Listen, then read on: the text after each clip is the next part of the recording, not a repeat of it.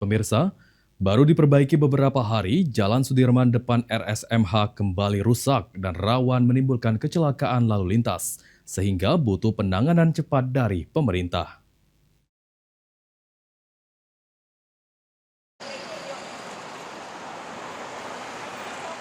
Belum genap 1 bulan diperbaiki, ruas Jalan Sudirman depan RSMH kembali rusak. Terlihat kondisi jalan ini sangat berbahaya bagi pengendara yang melintas khususnya roda 2. Akibatnya, sejumlah pengendara roda 2 yang melintas harus secara mendadak memperlambat laju kendaraan agar tidak alami kecelakaan.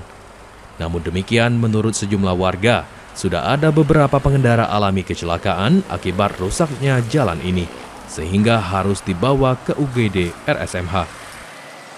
4 kali. Nah, iya, kesian Ingonya bebalain. Yang si kau tuh ngerem kan, terbalik ditombol dari belakang. Ada sempat ada korban enggak?